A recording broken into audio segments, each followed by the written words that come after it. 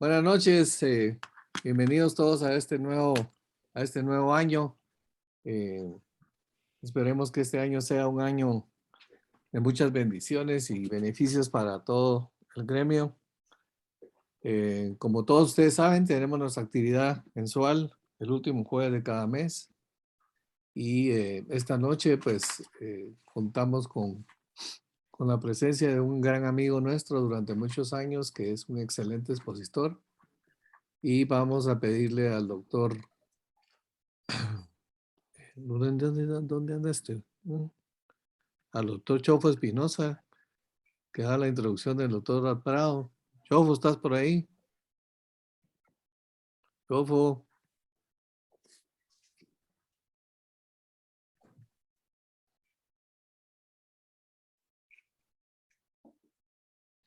¿Vos lo miras por ahí, David? Yo lo había visto conectado, pero ahí aparece, pero... Sí aparece conectado, doctor. Ahorita ya encendió el micrófono. ¿Ya? Doctor Espinosa. Está conectando el plan. Buenas noches. Ahí está. ¡Ojo! Ahí está, buenas noches. A Hola. todos, a Gary, a David, amigo de muchos años, colega en el San Juan de Dios y speaker reconocido internacionalmente en el área de infectología. Muchas gracias, David, por actualizarnos en este tema que es de mucho interés para todos nosotros. Verá, la pandemia está lejos de acabar, así que cualquier luz que nos podrás dar, pues será bienvenida. Así que un abrazo, David, feliz noche y adelante. No, muchas gracias y muchas gracias a vos, a Gary, al Departamento de Pediatría del Hospital Herrera. Es un verdadero honor estar con ustedes hoy y mi agradecimiento por haberme invitado. Y el tema que Gary me platicó es Omicron, el hoy y el mañana de la pandemia. Mucho gusto tenerte aquí, mi querido Coco. Y el contenido de la agenda para el día de hoy es la siguiente. Voy a hacer una breve introducción sobre las variantes. Voy a hablar sobre los orígenes de Omicron, la situación actual, qué esperamos para el día de mañana, para cerrar con unas breves conclusiones. Así que, como introducción, yo quisiera decir que en general los virus ARN evolucionan rápidamente con una o dos mutaciones por generación. Sin embargo, coronavirus, tradicionalmente, ha tenido una fidelidad inusual alta en su replicación. Eso quiere decir no muchas mutaciones, pero un día de estos leyeron a su Darwin y entendieron que las especies que sobreviven no son las más fuertes, ni las más rápidas, ni las más inteligentes, sino aquellas que se adaptan mejor al cambio. Y de golpe empezaron a mutar particularmente rápido en formas tanto benignas como peligrosas, dando lugar a las variantes. Y conforme estas variantes surgían y siendo un virus nuevo, se creaba un gran desorden en la nomenclatura de las variantes. La Organización Mundial de la Salud decidió un nuevo sistema para nombrar las variantes. Yo, y por razones de tiempo, no voy a hablar de los otros sistemas, basado en las letras del alfabeto griego, y con esto se alejaban de la estigmatización de países y de ciudades. Llamarle la variante de tal país o de cual país hacía un daño inconmensurable. Y adicionalmente a ello, clasificó las variantes en varias categorías. Y voy a ser muy puntual. En primer lugar, variantes de interés, variantes que por sus mutaciones en el genoma tenían implicaciones establecidas o sospechadas. En otras palabras, variantes de interés nos habla de las variantes con un potencial para hacer daño.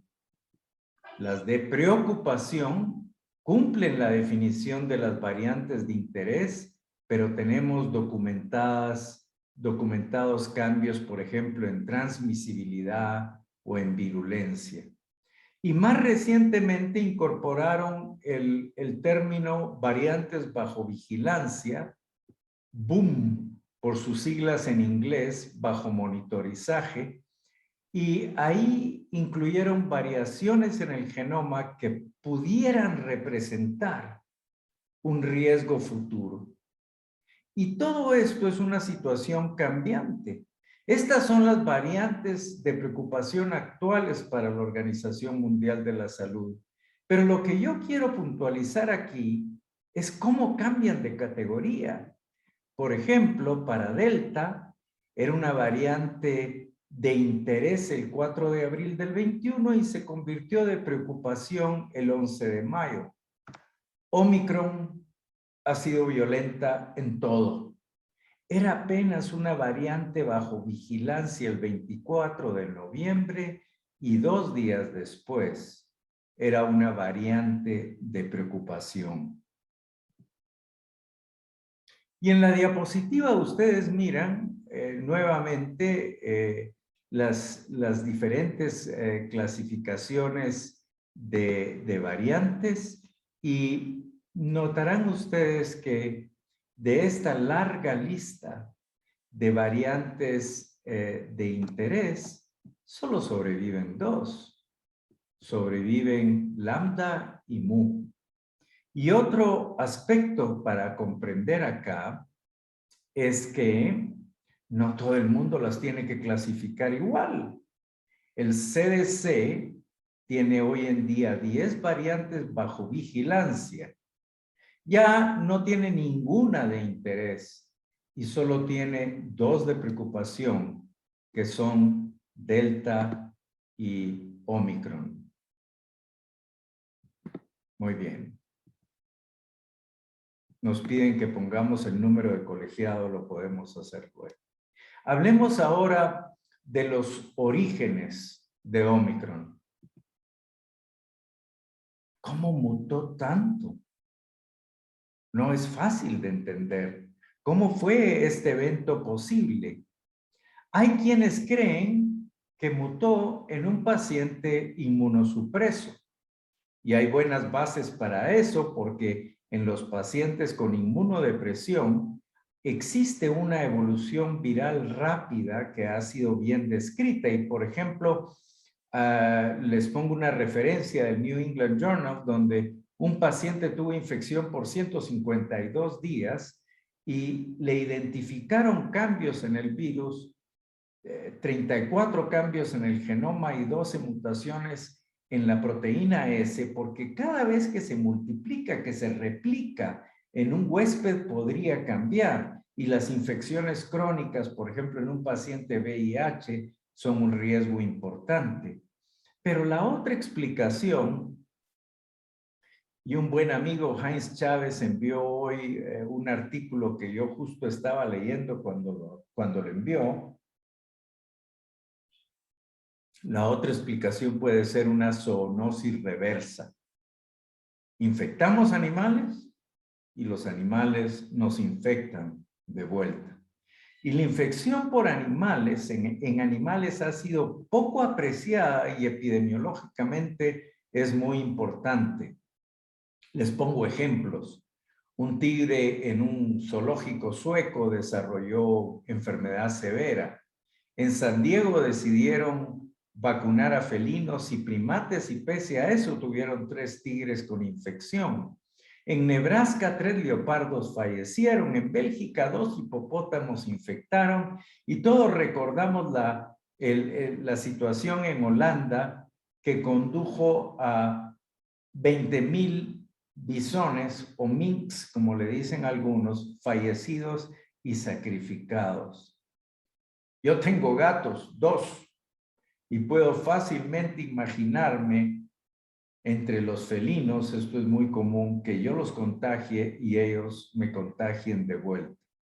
Y el artículo que Heinz Chávez envió hoy en la mañana es un análisis de científicos en Pekín que están convencidos que la mutación ocurrió en ratones por el análisis genético de los virus. No sabemos, pero no deja de ser para mí apasionante entender las posibilidades que nos llevaron a Omicron. Hablemos del hoy, en qué situación estamos. Y una referencia vieja porque es de hace un mes, diciembre, pero la idea de mostrarles esto es como para diciembre 11, Omicron explicaba un 10% de los casos y una semana después explicaba casi 3/4 partes de los casos y hoy explica todos. Y ha llevado a un brote extraordinario, tan extraordinario que meter una gráfica como esta en una diapositiva era un reto, se mira fea, diría yo, Coco, no sé qué pensás, pero se mira desproporcionada y rara. Pero ¿qué voy a hacer? Esto es lo que ocurrió. Este es el pico actual. Actual en diciembre, enero, de lo que está ocurriendo económico. Ya para diciembre 22, en esta publicación de Llama, se habló de las 50 mutaciones, cómo se transmitía más fácil, que aparentemente era más leve, y que la protección por infección previa y vacunas era muy limitada, y de igual manera la efectividad de anticuerpos monoclonales, y también en el grupo de amigos académicos que tenemos, se platicaba hoy en la mañana cómo el FDA está parando el uso de anticuerpos monoclonales en estas épocas de Omicron, podríamos discutirlo luego. Y surgieron algunas preguntas. ¿Es en realidad más leve? ¿Se debiera cambiar la definición de vacunación completa? Porque si 3 dosis son indispensables, ¿debiéramos llamarle vacunación completa a tener 3 dosis? ¿Hay limitación de las pruebas de antígeno para su detección? Y yo voy a contestar 2 de 3, empezando por si es en realidad una enfermedad más leve. Y salió hace 2 días. No te vas a quejar, Gary, no te vas a quejar, Chofo, que me pusieron a trabajar. Se publicó hace 2 días en el MMWR que en comparación con otras variantes, Omicron tiene indicadores de severidad más bajos, incluyendo fallecimientos, admisiones intensivo y duración de hospitalización. Pero por otra parte, en comparación con otras variantes, se alcanzó un promedio semanal de casos más alto que en ninguna otra temporada, de visitas a emergencia, de ingresos hospitalarios. La pregunta obvia es cómo logramos integrar esta información, cómo logramos explicar esta información. Y hace unos años, él no se acuerda, pero Marcos me dio una buena explicación y estuvimos hablando al respecto. Un buen ejemplo es el de varicela. Varicela, la enfermedad de las más contagiosas que existe. En la era prevacuna no había casi nadie que se salvara de varicela. Muy benigna porque el porcentaje de complicaciones era muy bajito. Sin embargo, un niño fallecía a la semana en Estados Unidos durante el periodo previo a la introducción de vacuna. Porque cuando tenemos una enfermedad que le da a todos, aunque el porcentaje de complicaciones sea muy baja, los números absolutos van a ser gigantescos. Y eso está pasando con Omicron. Es más benigna, pero como infecta a todos, nos va a encontrar a casi todos, aún los que estamos escondidos, aún las personas de alto riesgo, y hay quienes se van a complicar y van a fallecer, pese a que en general es una enfermedad más benigna. Hay limitación de las pruebas de antígeno para su detección. Revisé mucha literatura y la información es contradictoria. Hay estudios que dicen que sí la sensibilidad es menor, hay otros que dicen que no. Pero hay un punto, hay un par de puntos cruciales. Uno es que las pruebas de antígeno dependen de la carga viral, cuánto virus sacamos. Y el pico de carga viral puede ocurrir hasta 3, 4 días después de que iniciamos incluso síntomas. Sobre todo si teníamos cierta inmunidad previa por enfermedad, por vacuna, nuestra carga viral pico puede llegar tarde. El otro lado de la moneda es que la incubación de un Ómicron puede ser 12 a 24 horas. Eso quiere decir que yo me voy a hacer mi prueba de antígeno al segundo día que tengo moquitos y puede ser negativa. Lo cual no quiere decir que la sensibilidad sea necesariamente menor. De tal manera que muchos expertos están recomendando no corra a hacerse la prueba de antígeno si es la que se va a hacer. Espere al menos un par de días o 2 o 3 días.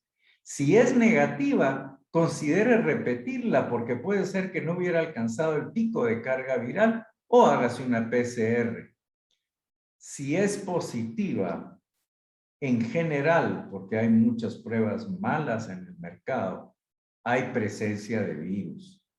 Una prueba de antígeno positiva quiere decir que hay replicación viral y los falsos positivos son raros.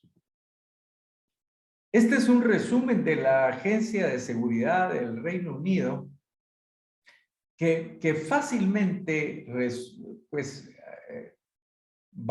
resume la situación de Ómicron.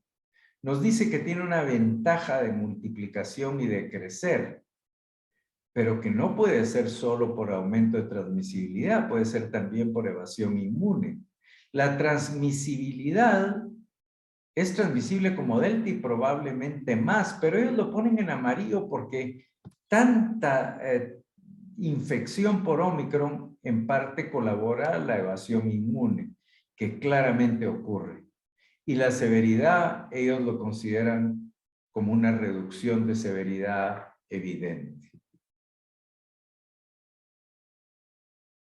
Y aunque la infección, aunque la vacunación no previene todas las infecciones, proporciona protección contra enfermedad severa, hospitalización y muerte. Esto ya se hablaba en diciembre 22, pero les voy a mostrar información de esta semana en que esto se documenta. Muy bonito dibujito del CDC para hablar a nuestros pacientes. Los adultos no vacunados tienen al menos 5 veces el riesgo de infección por Ómicron que adultos que están totalmente vacunados y con un refuerzo. Cerremos los micrófonos y, por supuesto, la respuesta puede variar de acuerdo a la vacuna que utilice y hemos oído de los estudios de Pfizer y Moderna. Este es un estudio que compara Pfizer con una de las vacunas que nosotros no usamos, de las de virus inactivado, mientras que Pfizer tenía una disminución para los vacunados con Coronavac. No encontraron anticuerpos neutralizantes. Debe ser tomado en cuenta cuando un paciente se presente habiendo sido vacunado en el extranjero con esto. Como Charlie Gracioso nos decía hace unos días, ¡ay, qué difícil lo de Sputnik! Porque yo creo que sí es una buena vacuna y hay un estudio en Hungría de efectividad del 80 y tantos % antes de Ómicron. Pero el manejo que hacen de la información es terrible, pero ellos dicen en su sitio, al menos, que aunque disminuye la actividad neutralizante, la disminuye menos que para otras vacunas y que tienen una fuerte y duradera respuesta de células T. No puedo decir mucho más. Pero a propósito de células T, esta publicación del Día de los Inocentes es importante. Estudiaron células T en vacunados y convalecientes y encontraron una buena respuesta mantenida incluso contra Ómicron. Ahora bien, yo les explico a los estudiantes de medicina. Contra virus tenemos dos líneas de defensa: anticuerpos que bloquean la infección. O sea, se unen al antígeno, al virus, no dejan que infecte células. Si las infectaron, tenemos la inmunidad celular, que para tratar de acabar con el virus van a acabar con las células. En otras palabras, la respuesta T puede mantenerse y puede ayudar a limitar el efecto de la infección, pero no necesariamente evitarlo. Me encantan los estudios de salud pública del Reino Unido y nos muestran en esta gráfica la efectividad de AstraZeneca con y sin refuerzo con Pfizer y Moderna. En la primera parte de la gráfica a la izquierda nos muestra la efectividad de la vacuna contra Delta en los recuadros negros y contra Omicron más baja en los círculos. Noten ustedes que para 15 a 19 semanas después de la segunda dosis, la respuesta para Omicron en cuanto a efectividad es 0. Le ponemos un refuerzo con Pfizer, Delta llega casi al tope, Omicron se mantiene entre un 40 y 50% de efectividad después del refuerzo de Pfizer, tal vez un poco mejor con Moderna. Este es Pfizer. Y noten ustedes una situación análoga. A los 5 meses de la segunda dosis, efectividad contra Omicron 0.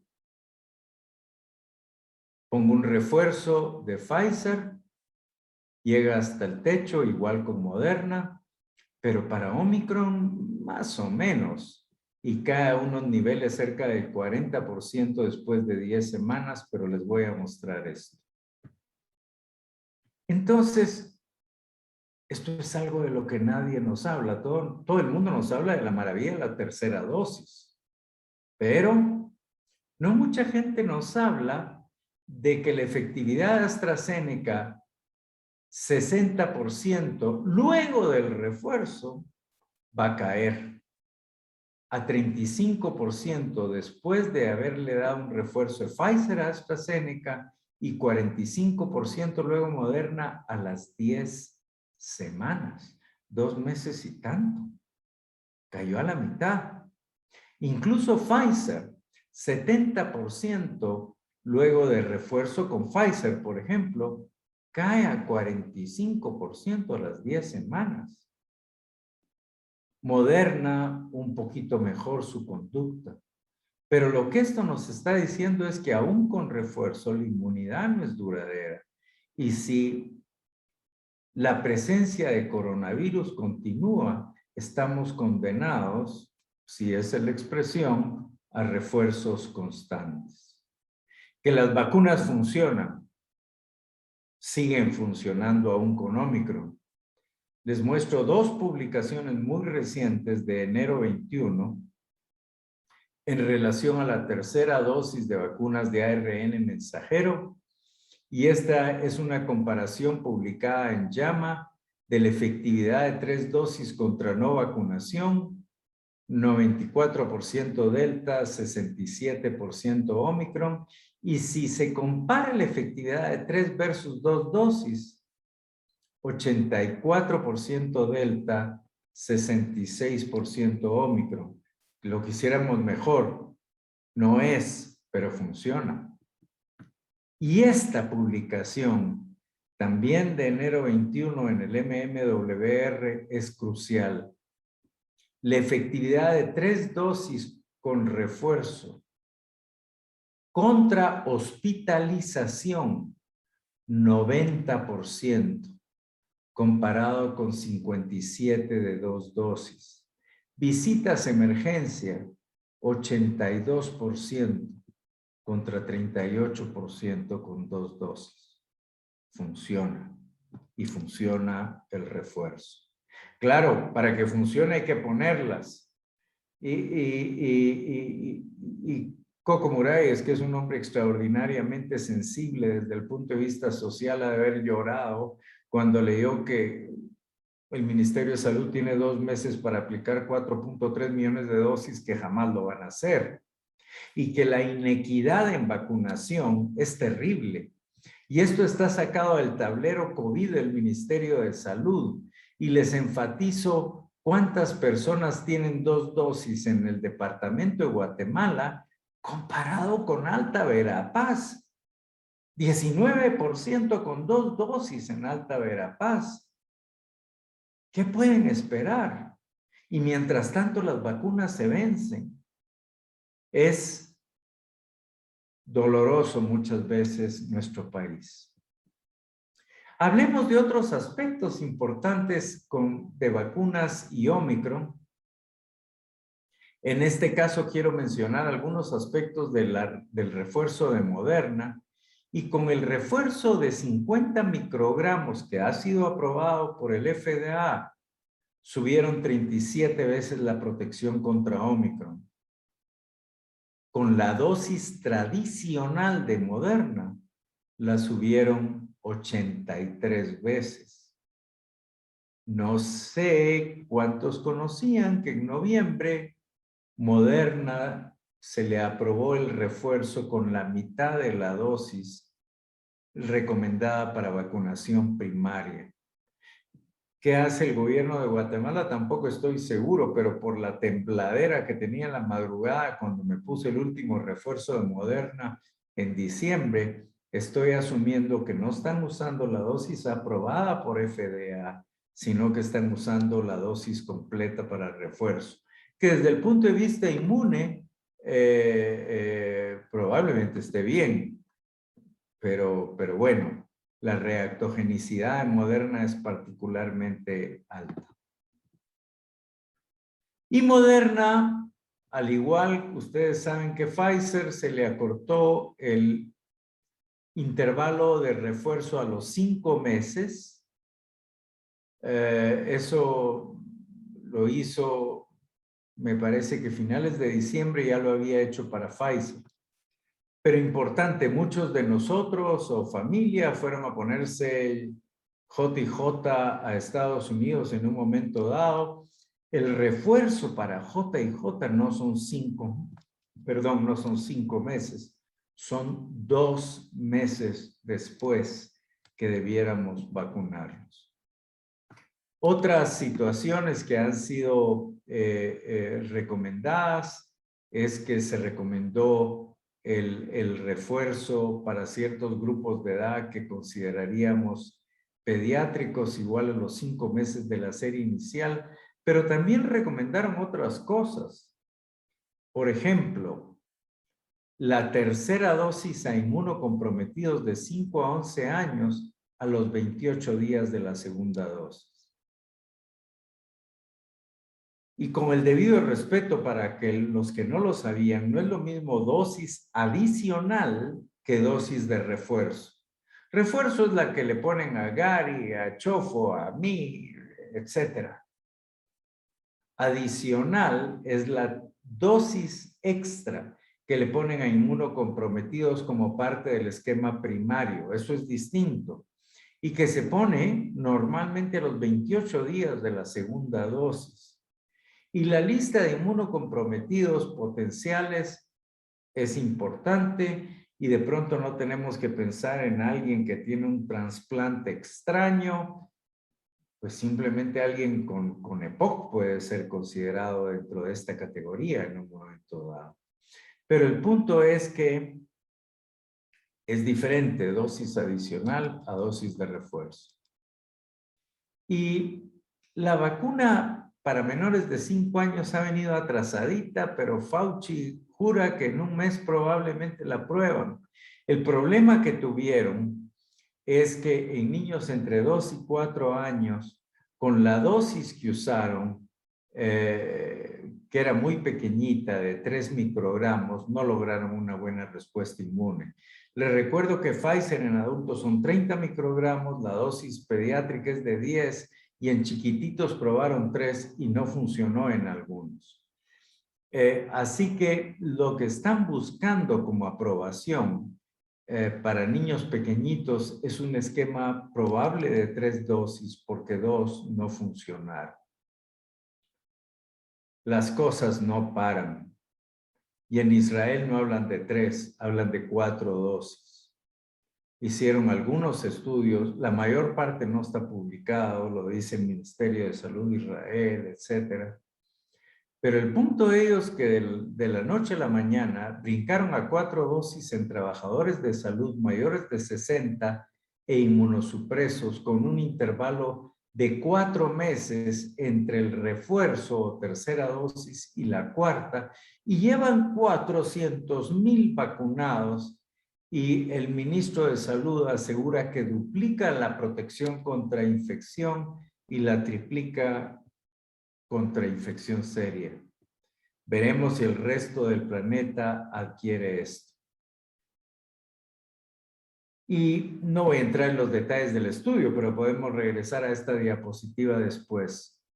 Pfizer ya inició los estudios sobre la formulación Omicron, y también hoy por la mañana me enteré que Moderna ha hecho lo mismo. O sea que probablemente vamos a tener una respuesta de estos estudios. El punto es que no nos escapamos, gentes. Vamos a tener que tener una tarjeta de lealtad para los diferentes refuerzos, dosis anuales y demás. Y primero Dios, sí, en el refuerzo 8 nos den una pizza gratis cuando nos pongamos la dosis correspondiente. Me encantó este estudio de diciembre 22 y por razones de tiempo oculté una serie de diapositivas. Es uno de esos estudios que tiene más autores que casos y que pacientes. Es bestial, es impresionantísimo. Pero yo solo quiero decirles 2 cosas del estudio que les muestro. ¿Quiénes tienen mejores posibilidades de respuesta? Los pacientes que se infectaron con Delta y que después de eso son vacunados son los que tienen mejores chances para neutralizar Omicron. No cualquier infección previa funciona, no cualquier vacuna funciona. Pero fuera de eso, de lo que es importante para mí este estudio, es que los infectados con Omicron, por supuesto, dispararon la respuesta contra Omicron, pero aumentaron 4 veces la neutralización contra Delta. Omicron protege contra Delta. Eso es una maravilla cuando pensamos que Omicron puede representar el final de la pandemia. Vamos al mañana y creo que vamos bien sobre el tiempo, mis queridos Chofo y Gary. Y tendríamos que citar, a mí me encanta lo que no es ciencia, la ciencia es aburrida. Tendríamos que citar a Paul Anka y a Frank Sinatra. Y el final se acerca ya. Ese es el pronóstico que primero Dios, ¿sí? Pese a que no soy tan religioso, pero tengo que decir primero Dios y a mayor gloria de Dios es lo que espero que nos ocurra. Pero les quiero mostrar la evidencia. Alrededor del 17 de enero, a nivel global, tendríamos 125 millones de casos de Omicron, 10 veces más de lo alcanzado por Delta en abril del 21. 50% de la población mundial se va a ver infectado a finales de marzo. Y los modelos sugieren que las infecciones han aumentado 30 veces, aunque el número de casos solo 6, porque hay muchísimos asintomáticos con Omicron. De hecho, la tasa de detección global ha caído de 20 a 5% entre los que no se dan cuenta que se infectaron y entre los que no queremos irnos a hacer una prueba porque tuvimos 2 moquitos, que ese es otro aspecto que con vergüenza tendríamos que conversar hoy. Los casos hospitalizados han disminuido 50% en la mayoría de los estados de Estados Unidos Claro, comparado con picos previos. Y los intubados y muy severos han disminuido 80-90% en Canadá y Sudáfrica. Las medidas no son tan útiles como quisiéramos. Tienen un impacto limitado para Ómicron, incluyendo uso de mascarilla, vacunar no vacunados, la tercera dosis. Y no es que hable y que quede claro en contra de estas medidas que yo creo que son importantes. Lo que ocurre es que estas medidas van a funcionar en países en que no ha empezado el pico. Si los países están nadando entre Ómicron, estas medidas pueden llegar tarde y no van a servir. El pico de Ómicron ocurre 3 a 5 semanas luego de que se inicie el aumento. Para cuando se implemente mucho de esto, Ómicron pasó. Y expertos creen que aumentar las pruebas lo que va a producir es crisis, no beneficio. Van a aumentar los individuos excluidos de su trabajo y es poco probable que va a impactar el curso de la ola de Ómicron. Los contagios van a seguir. Es inevitable. Y con más vacunación y altos niveles de infección, por algún tiempo, la inmunidad global se va a encontrar en su nivel más alto, con pocos niveles de transmisión. ¿Qué podemos esperar? Y hay que ponernos, hay que ubicarnos, hay que comprar un mapa y ubicarnos. No pensemos que se fue, nuevas variantes van a surgir, algunas podrían ser más severas. Nuestra inmunidad, después de este pico espantoso y de los refuerzos, va a disminuir y va a crear oportunidades para reinfectarnos, ya conociendo la cinética de las vacunas. En ciertos países, los nuestros probablemente no, pero en los extremos de los continentes van a empezar a ver una transmisión estacional como la que ocurre con influenza. El impacto en la salud va a ser menor. Eso por exposición previa, vacunas antivirales y porque vamos a reconocer más a los vulnerables que ojalá hagan algo por controlar su diabetes, su hipertensión, su sobrepeso, ¿sí? Cosas contra las que Marcos Taracena y yo hemos luchado por años, ¿sí? Tenemos que hacer algo por nuestra salud, no podemos ser ignorantes de ello.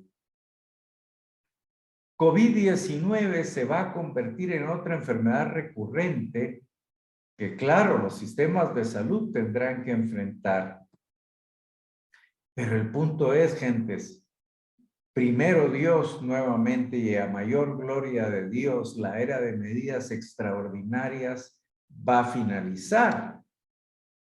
Luego de Ómicron, COVID-19 regresará, pero no la pandemia, sino la endemia. Uno de los consejeros de Biden, nunca sé cómo pronunciarlo, dice: no vamos de regreso al 2019 porque esta carajada no se va, pero se va a empezar a parecer a influenza.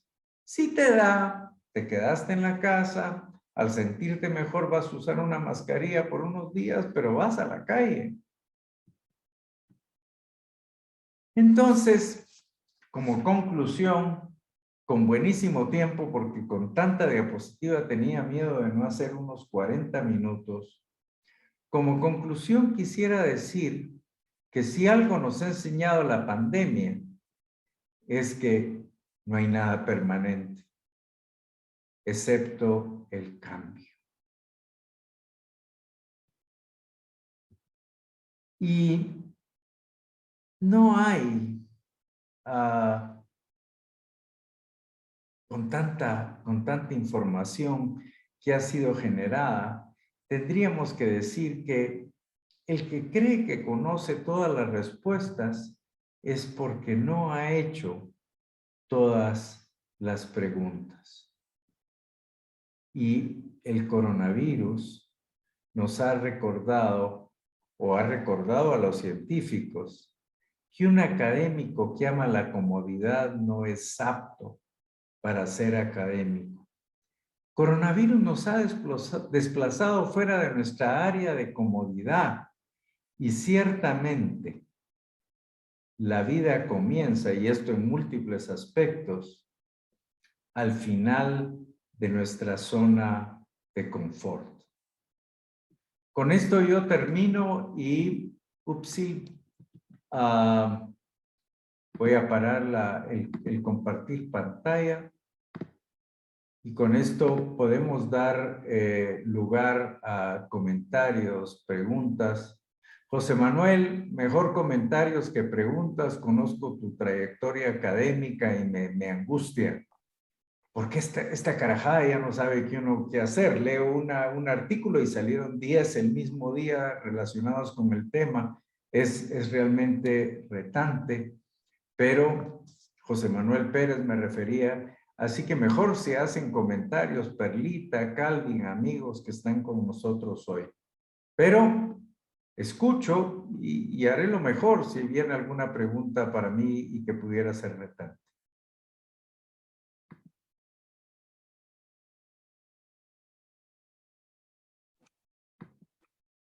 Gary, mi amigo, ¿estás ahí?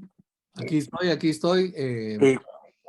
Podemos hacer las David, preguntas a viva voz. Yo creo que el doctor Gracioso ya anda por ahí queriendo alborotar la cosa, David.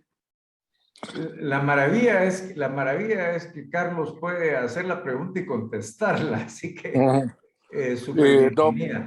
para nada. David, de veras, gracias. Creo que la perspectiva que pusiste, el Omicron, realmente todo el desbarajuste de la parecía un plato de espaguetis, todas las ideas que tenemos y realmente a mí me has aclarado un montón de cosas que de repente tenemos como el concepto, pero esta noche verdaderamente creo que ha sido muy fructífera y muy buena.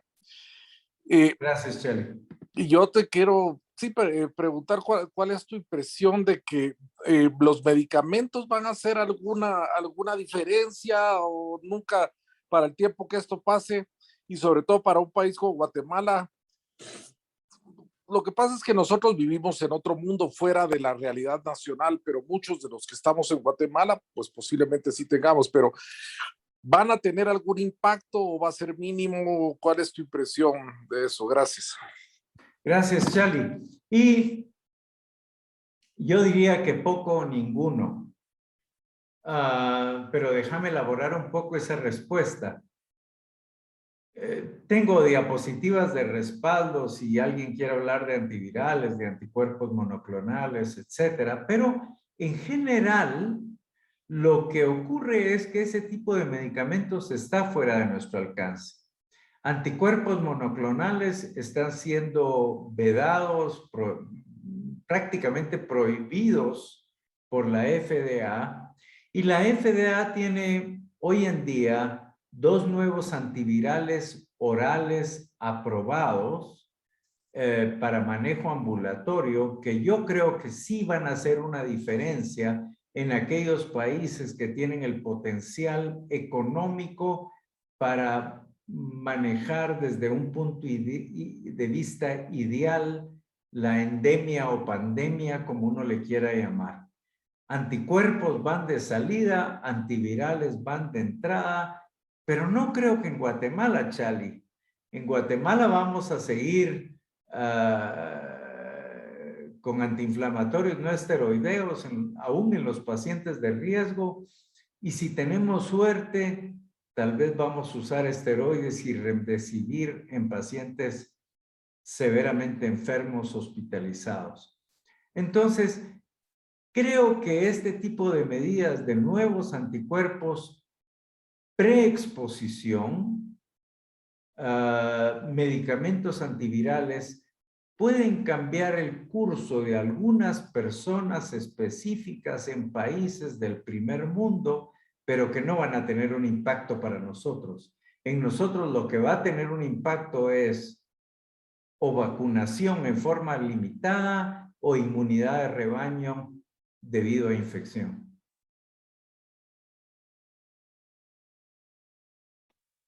Buenas noches, doctor Prado. Soy Perla Hugo. Perlita, honor. Gusto saludarle. Mire, yo no le voy a hacer preguntas. Qué Yo, bueno. para felicitarlo por su brillante exposición y la manera tan amena como aprende uno con sus disertaciones. Entonces, solo me queda mandarle un gran abrazo y felicitarlo nuevamente y saludos a su familia. Buenas noches. Gracias, Perlita. Un abrazo a usted. Doctor Prado, buenas noches. Buenas noches. José Manuel Pérez le habla. Mi amigo José Manuel, seguís escribiendo, seguís siendo literato. No, ya no. No, hombre, eso no hay que perderlo. Bueno, yo lo he perdido un poco, pero hay que recuperarlo. Es que ya no tengo los amigos que me estimulan a hacerlo. Tenemos que juntarnos para platicar. Dime. Bueno, yo no voy a preguntar porque zapatero a tu zapato, doctor. Yo lo felicito. Buenísima conferencia. Y tengo una duda, y es, ¿qué podemos esperar en Guatemala con el regreso a clases y población no vacunada? ¿Podrá haber otro repunte de crisis sanitaria como la del año pasado? Yo pienso, José Manuel, que el repunte de crisis va a haber alrededor del planeta, en el sentido de que aún países desarrollados, con Omicron alcanzando, como decía, al último sujeto escondido en su casa de alguna manera, tratando de evitar infecciones, vamos a tener un aumento de ocupación en hospitales, vamos a tener un aumento de pacientes en intensivo. Claro que si lo ponemos en el marco de la población general, el porcentaje es limitado, pero crisis sanitaria va a haber, y va a haber más en nuestros países, tal vez indetectable, tal vez la gente en Alta Verapaz la pasa y fallece en su casa, pero crisis sanitaria, Omicron lo va a producir. Sin embargo, como leía hoy, Omicron es una bendición oculta, porque aunque va a poner de nuevo el sistema sanitario en crisis, es lo que nos puede dar el pasaporte entre pandemia y endemia. Y eso debe ser considerado como un beneficio indirecto. Hay quienes pueden decir, pero ¿cómo este virus tan brillante se equivocó? Dando una enfermedad más transmisible y menos letal. Tal vez no se equivocó. Yo soy fanático de los virus y de las bacterias. Si un virus quiere sobrevivir, un virus no quiere matar a todos los que infecta. Porque si los mata, la transmisión terminó. Un virus brillante hace lo que está haciendo Omicron. Omicron lo que va a hacer es transmitirse más, pero sin matar, para seguirse transmitiendo y perpetuarse como un virus endémico. Si yo fuera virus es genial. No es tan genial como el VIH, que ese es un virus fuera de serie, pero es un virus inteligente. Es un virus que sabe lo que está haciendo. Por ahí vi en el chat hay una serie de comentarios.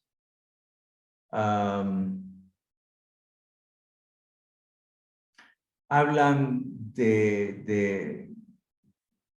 bueno, Néstor, no quiero mencionar tu nombre, ya lo mencioné.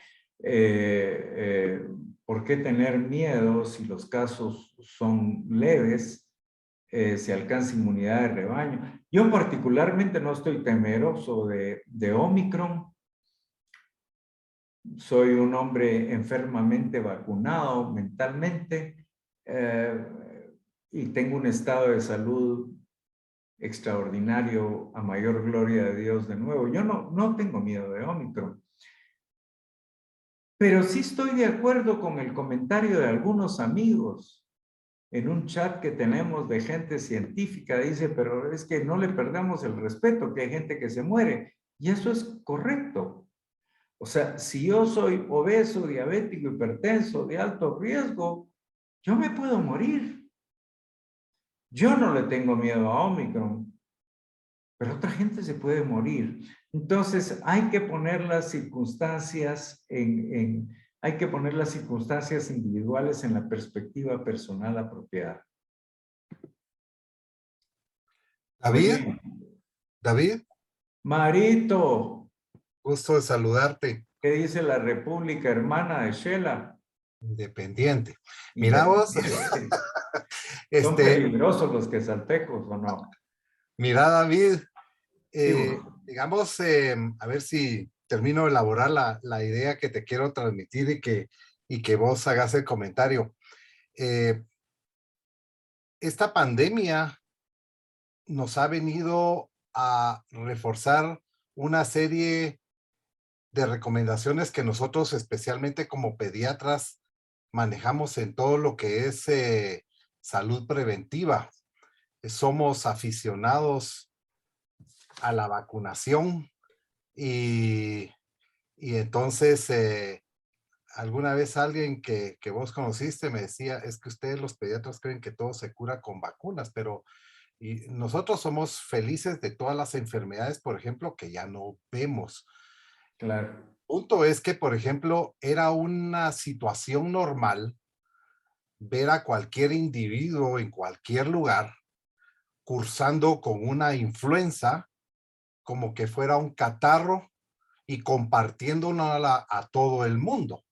Así Entonces, lo que te quiero tratar de explicar es que esto viene a reforzar que cualquier enfermedad infecto contagiosa que uno tenga y que tenga un alto grado de transmisibilidad, uno se deben tomar las medidas adecuadas para evitar ser un difusor de la enfermedad y reforzar, y yo me imagino que vos, igual que mi persona y mi familia, nos vacunamos todos los años contra la influenza y que esto vendrá a ser una situación más o menos similar, que cada cierta cantidad de tiempo nos tendremos que poner refuerzo como nos ponemos la vacuna de la influenza, ¿no?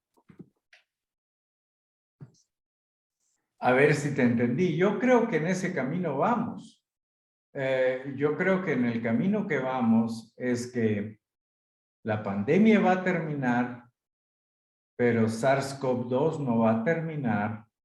Tenemos claro que la inmunidad generada por enfermedad y por vacunas es limitada y de relativa limitada duración. Yo creo que vamos a finalizar vacunándonos periódicamente. Y es muy interesante que hay por lo menos un par de casas farmacéuticas que ya tienen claro esto y que están diseñando vacuna contra influenza y SARS-CoV-2 junta para que te pongas tu refuerzo anual. Y creo que esto tiene altos chances de ocurrir. Y los que creemos en vacunas, vamos a seguir recomendando la vacuna conjunta de influenza y SARS-CoV-2 a nuestros pacientes. No sé, tu querido hermano, compañero mío de clases, tu compañero mío de básquetbol en los tiempos que éramos jóvenes y que íbamos a jugar los sábados con Fernando González Arrechea, sí, era tal vez el que hablaba de la situación de vacunas y la obsesión que los pediatras teníamos. Quiero decir públicamente que nunca lo olvido, siempre lo quiero y estoy seguro que vos siempre lo extrañas. Vamos a llegar a eso, mi querido amigo.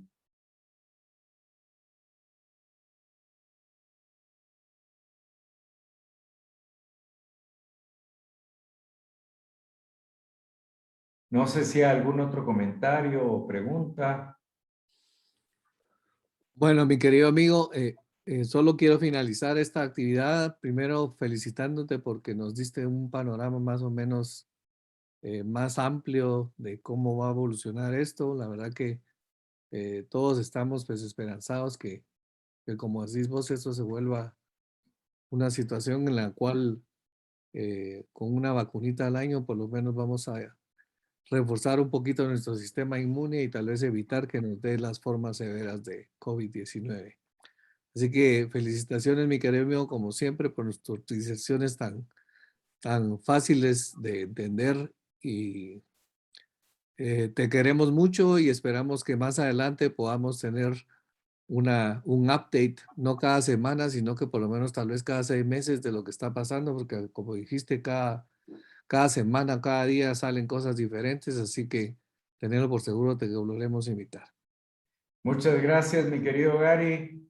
Con los estrógenos en aumento y la testosterona en disminución, yo también te quiero mucho y ha sido un gusto estar con ustedes hoy en la noche. Y nuevamente, gracias por la invitación. Que todos estén bien. Buenas noches a todos. Nos vemos el mes entrante. Muchas gracias. Chao, chao.